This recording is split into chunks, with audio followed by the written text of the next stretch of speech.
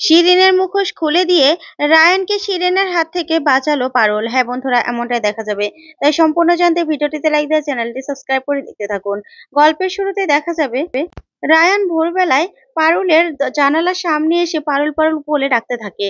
তখনই পারুল উঠে বসে আর বলে, কি ব্যাপার? এই ভোরবেলায় রায়ানের শব্দ শুনছি মনে হচ্ছে। সত্যি কি রায়ান এসেছে? না হলে জানালার পাশে কিসের ছায়া?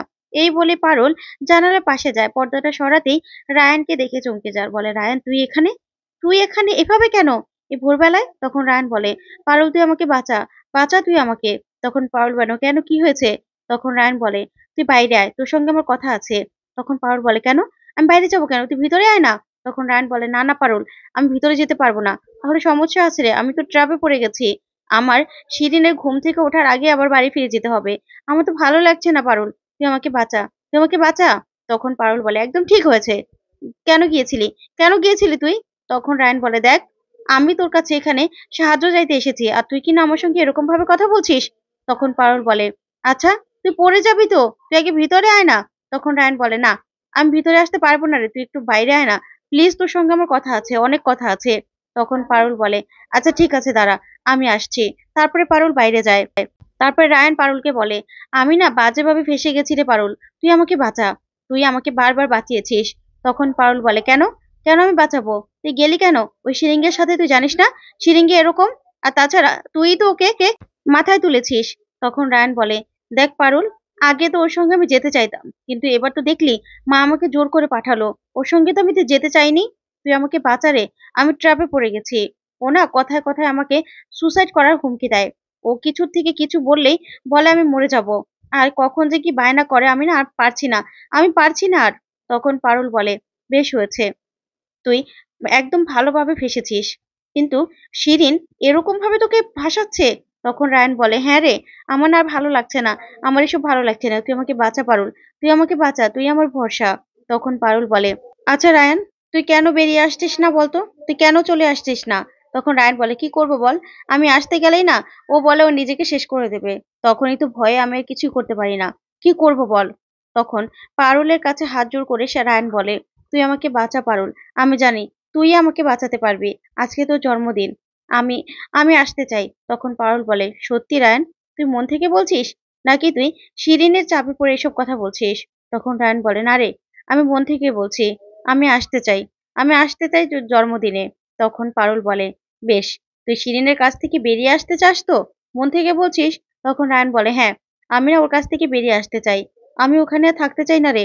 আর ওর মা কতক্ষণ পরে পরে বেটা বেটা বলে আমার মাথাটা পুরো খারাপ করে দিচ্ছে, আমার না ভালো লাগছে না। তখন পারুল বলে, বেশ, তুই যখন আমাকে বললি তুই ওখানে থাকতে চাস না, আর তুই ওখান থেকে বেরিয়ে আসতে চাস, তাই আমি তোকে সাহায্য করব আমি। তখনই পারুলের কথা শুনে রায়ান খুব খুশি হয় আর বলে, সত্যি তুই যখন বলেছিস, ব্যাস, আমি নিশ্চিন্ত। তারপরে পারুল বলে, ঠিক আছে, এবার ভোরের আলো ফুটে গেছে, তুই বরং এবার চলে যা, না হলে তো আবার শিরিন উঠে যাবে। তখন রায়ান বলে, হ্যাঁ ঠিক আছে, আমি যাচ্ছি, তুইও যা। এই বলে রায়ান চলে যেতে লাগলেই তখন পারুলও চলে যেতে লাগে। ওইদিকে পিছন থেকে রায়ান পারুল বলে ডেকে ওঠে। তখনই দেখা যাবে ভোরে সূর্য উঠে যায়।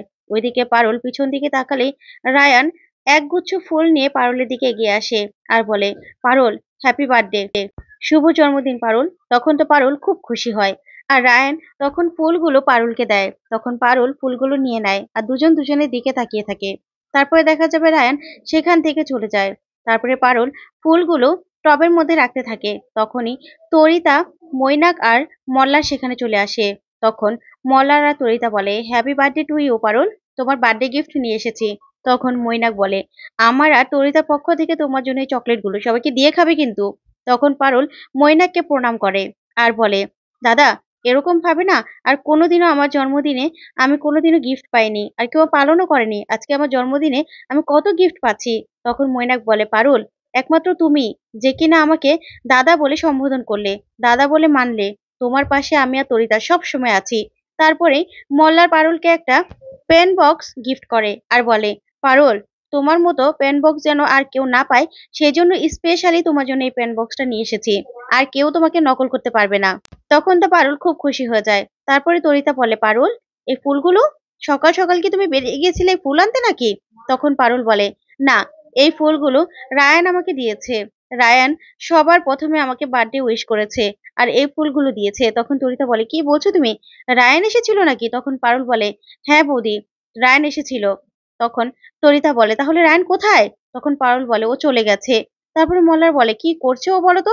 ওকে কেন তুমি রেখে দিলে না? কেন যেতে দিলে? তখন মৈনাকও বলে, হ্যাঁ পারুল, তুমি কেন যেতে দিলে ওকে? ওইদিকে দেখা যাবে রায়ান আর শিরিন একসঙ্গে খাওয়া দাওয়া করছে। তখন শিরিন বলে, শোন রায়ান, আজকের প্ল্যান কিন্তু একদম ফিক্সড। আমরা প্রথমে ঘুরতে যাব, ওখান থেকে মুভি দেখে ডিনার করে তারপর বাড়িতে ফিরবো। তখন রায়ান বলে, এই প্ল্যান কখন করলি? তখন শিরিন বলে, এই তো এখনই করলাম। তখন রায়ান রেগে সেখান থেকে চলে যায়। তারপরে শিরিনের মা শিরিনকে বলে, হঠাৎ করে শিরিন, এরকম একটা প্ল্যান কেন করলে? দেখছো তো রায়ান রেগে চলে গেল, এটা না করা তোমার উচিত হয়নি। তখন শিরিন বলে, কেন রাগ করেছে জানো? আজকে পারুলের জন্মদিন, সেখানেও যেতে চেয়েছিল, যেতে পারবে না তো সেই জন্য। তার জন্যই তো আমি যেতে দেব না বলে আটকে রেখেছি।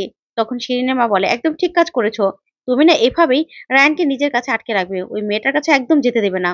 তুমি জানো তো, তোমার বাবা তোমার বাবাও যখন আরেকজনের সঙ্গে ছিল, সে না গর্ভবতী ছিল, তারপরেও তার কাছ থেকে আমি তোমার বাবাকে ছিনিয়ে নিয়েছিলাম। এখন সেই মহিলা কোথায় আছে সেটাও আমরা জানি না, সেই মহিলার কোনো অস্তিত্বও নেই। এরকম ভাবে নিজের অধিকার ফলিয়ে নিতে হয়, বুঝতে পেরেছো? তখন শিরিন বলে, ঠিক বলেছো মা, আমিও না এখন থেকে এটাই করব।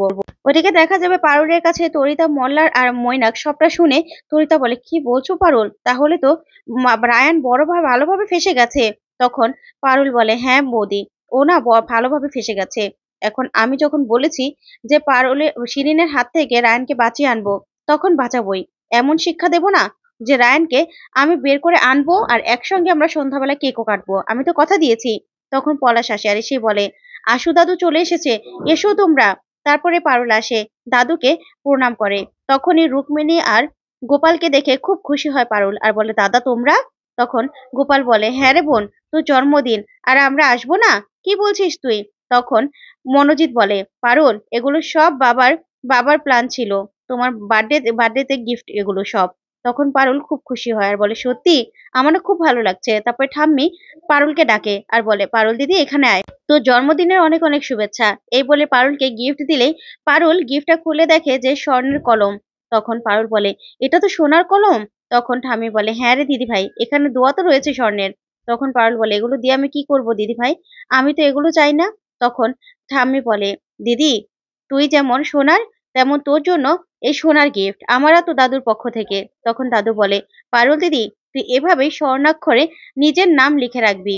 তুই এতই বড় হবি যে আমরা জানি তোর নাম না স্বর্ণাক্ষরে লেখা থাকবে। তখন সবাই মিলে পারুলকে খুব আশীর্বাদ করে। তারপর পারুল সবাইকে এক এক করে প্রণাম করে।